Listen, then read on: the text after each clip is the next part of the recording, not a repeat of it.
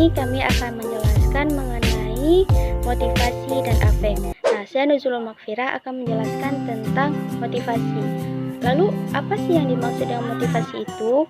Jadi, motivasi merupakan sesuatu yang menghidupkan, mengarahkan, dan mempertahankan perilaku. Nah, ini merupakan pendapat dari Friedrich Blumenfeld dan Paris tahun 2004. Nah, jadi motivasi ini dia itu merupakan suatu proses yang memberi semangat, kegigihan, dan cara kita dalam meraih sesuatu. Nah, jadi bila contohnya misalkan seseorang yang dia mengerjakan tugas, misalnya tugas kuliah secara bosan, maka itu artinya bahwasanya dia itu motivasinya rendah. Akan tetapi bila ada mahasiswa yang dia mendapatkan tantangan, misalnya disuruh buat suatu penelitian, akan tetapi dia terus berusaha agar dia mampu menyelesaikannya. Nah, itu berarti bahwasanya dalam diri mahasiswa tersebut dia memiliki motivasi yang besar. Nah, jadi teman-teman, motivasi ini dia itu memiliki beberapa pengaruh terhadap pembelajaran dan perilaku siswa. Di antaranya yaitu yang pertama, motivasi mengarahkan perilaku ke tujuan tertentu. Nah, jadi motivasi ini dia itu menentukan tujuan-tujuan yang spesifik. Misalnya seperti saya, awalnya sebelum saya mendaftarkan kuliah, itu terlebih dahulu saya melihat kemampuan saya.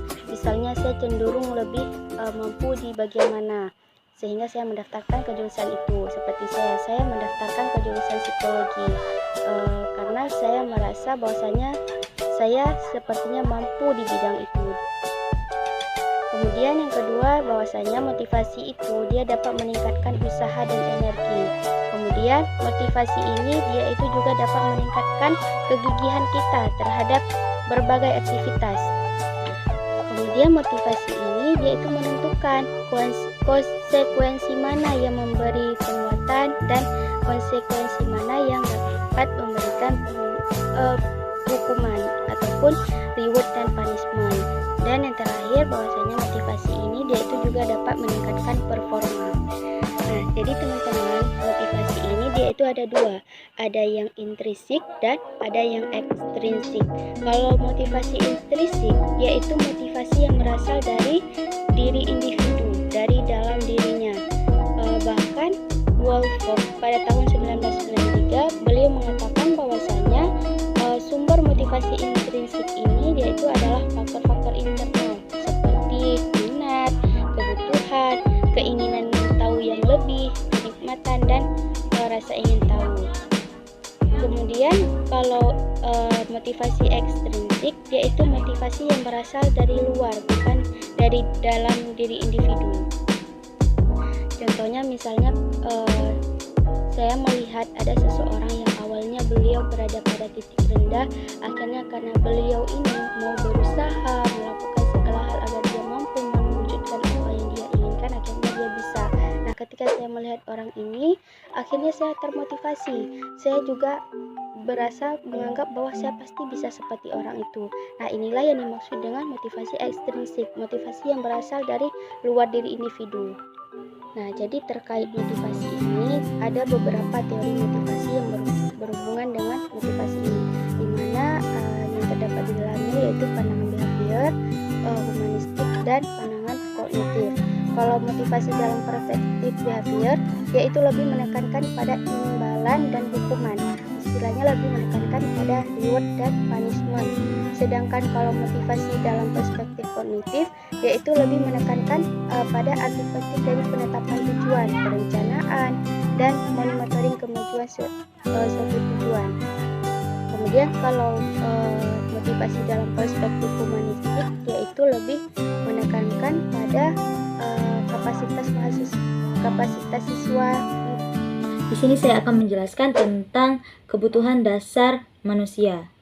Setiap manusia memerlukan kebutuhannya, ataupun sama artinya dengan kebutuhan pokok. Dan setiap kebutuhan individu tuh beragam. Kebutuhan dasar manusia banyak kategori dan jenisnya. Salah satunya adalah kebutuhan fisiologis seperti oksigen, cairan, nutrisi, dan lain-lainnya. Itu merupakan kebutuhan yang paling mendasar dalam jasmani kita. Namun setiap manusia pada hakikatnya mempunyai dua macam kebutuhan dasar, yaitu kebutuhan yang berbentuk materi dan non-materi. Selanjutnya yaitu arousal. Arousal yaitu manusia memiliki kebutuhan dasar akan stimulasi. Stimulasi yang terlalu kecil tidak menyenangkan. Demikian pula dengan stimulasi yang terlalu besar. Kebutuhan akan arousal menjelaskan akan beberapa hal yang dilakukan seseorang. Contohnya itu yaitu dalam kehidupan nyata.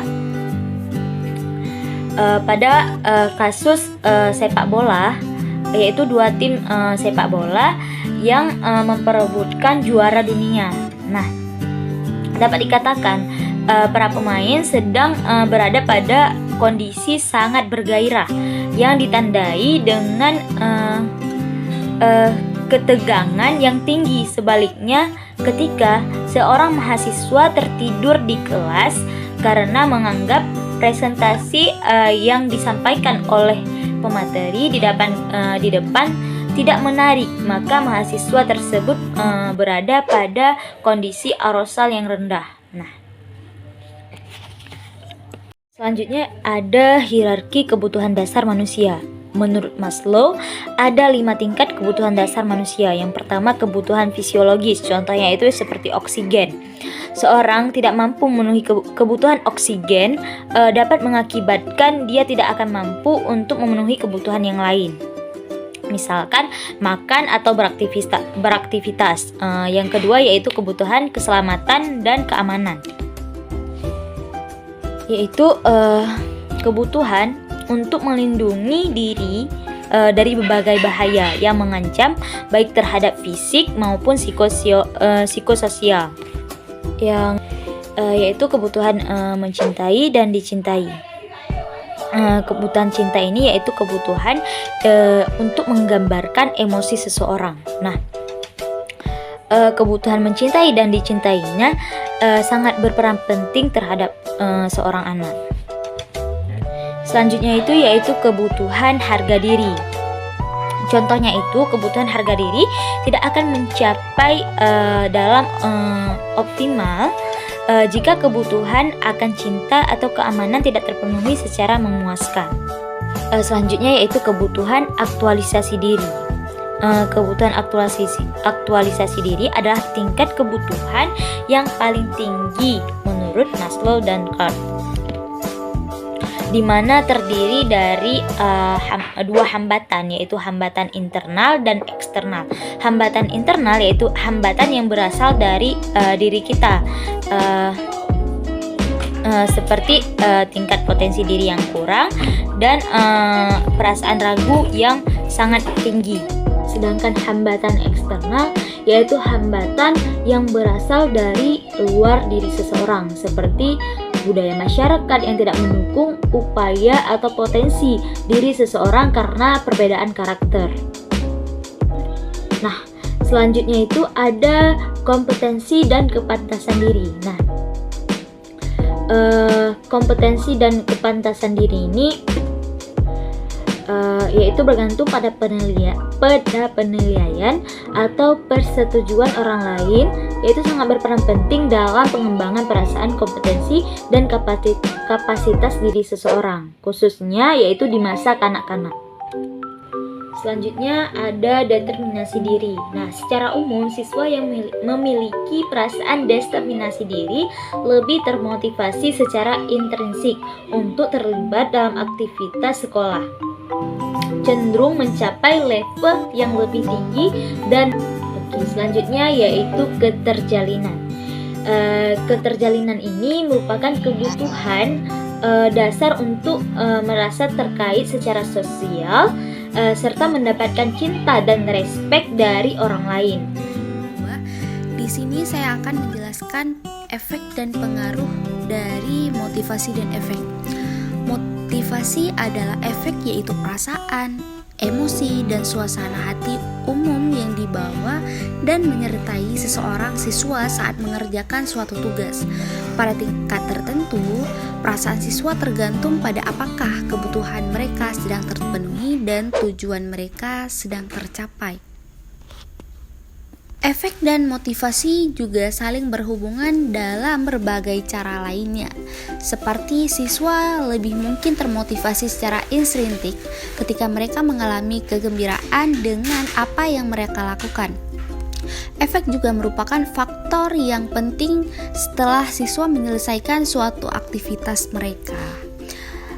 Tentu saja akan bereaksi emosional terhadap kesuksesan dan kegagalan mereka. Nah, mereka juga lebih cenderung merasa gembira dengan kesuksesan jika mereka tidak menduganya sebelumnya, dan akan mengalami emosi negatif yang lebih mendalam karena kegagalan, dan seringkali rentang terhadap aktivitas yang dibicarakan jika mereka tidak menduga akan gagal. Lalu, bagaimana efek terkait dalam pembelajaran dan kognitif? Jadi, reaksi efektif seringkali menjadi bagian yang tak terpisahkan dari pembelajaran dan kognisi manusia. Misalnya, sambil mempelajari bagaimana mengerjakan suatu tugas, seorang siswa juga pada saat bersamaan mempelajari apakah mereka akan melakukannya atau tidak. Nah, pada saat yang bersamaan, mereka akan merasa bingung. Lalu, siswa mengatasi tugas-tugas sulit secara lebih efektif ketika mereka menikmati apa yang mereka lakukan, dan kesuksesan usaha mereka sering membawa perasaan senang, gembira, dan bangga.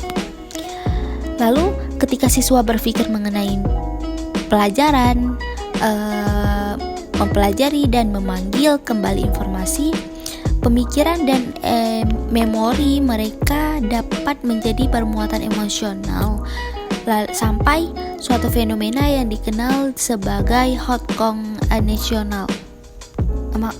Maksudnya hot cognition. Lalu, ketika informasi bermuatan emosional seperti itu, siswa lebih cenderung memperhatikannya, terus memikirkannya dalam waktu yang agak lama dan menjelaskan berulang-ulang kali. Dan dalam jangka waktu yang panjang, siswa biasanya dapat lebih mudah memanggil kembali berbagai materi dengan kandungan emosional yang tinggi dibandingkan mengingat informasi yang relatif non-emosional.